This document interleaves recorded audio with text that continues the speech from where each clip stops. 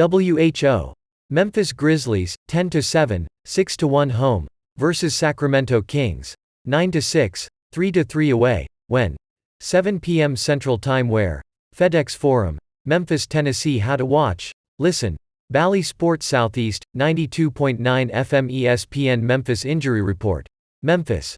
Ja Morant, doubtful, ankle. Desmond Bane, out. Toe. Danny Green, out. Knee.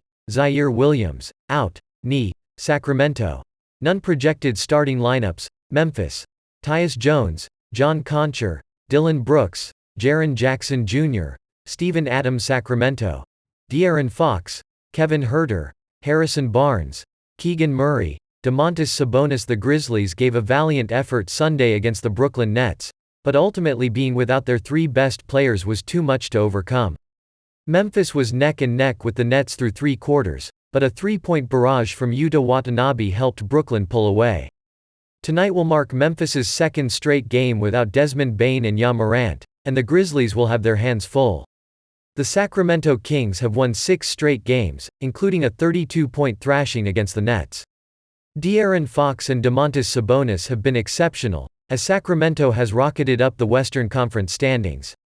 This is the second meeting between the Kings and Grizzlies this season. Memphis won 125-110 as Morant and Bane combined for 53 points, 11 rebounds, and 10 assists. Without their top two scorers, the Grizzlies will need Dylan Brooks, Jaren Jackson Jr., and others to step up if they want to get their 11th win this season. Brooks had a great two-way performance on Sunday, and Memphis got meaningful contributions from John Concher, Steven Adams, and Tyus Jones. With Jaren Jackson Jr. returning to the lineup, Memphis's paint protection will be much better, which will be pivotal in slowing Fox and Sabonis, who are 11th and 18th in paint points per game, respectively. As the Kings look to win their 7th straight game, the Grizzlies look to win their 8th straight against Sacramento. Even with Morant and Bane sidelined, tonight should be a fun matchup if the Grizzlies can put together another gritty team performance.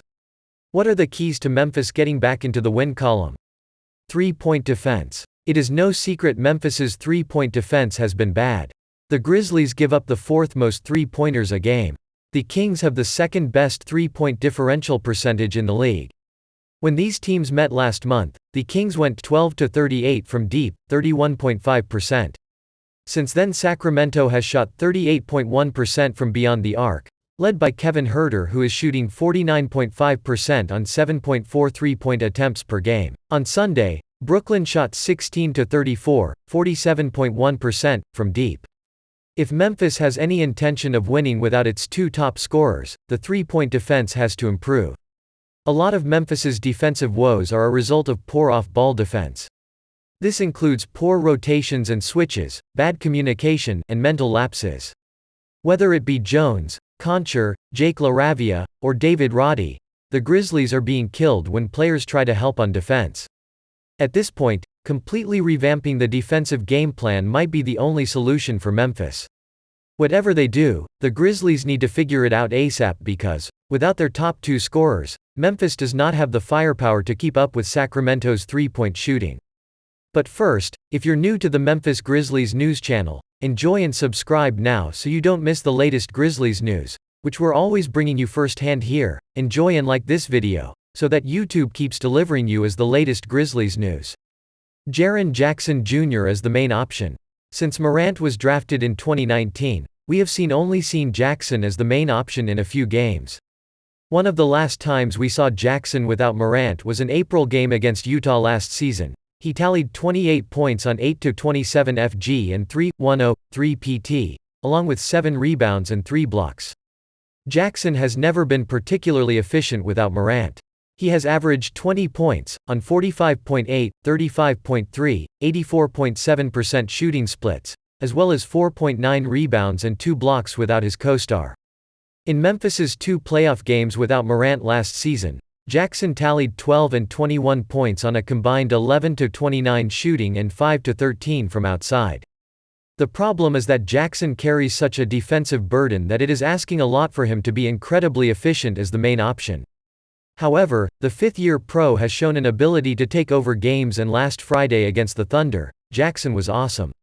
On the nights when Jackson's deep balls are falling and he is aggressive offensively, he is one of the most dominant two-way players. On other nights, he is one of the more frustrating offensive players I have ever watched. I am betting on the good Jackson to show up tonight.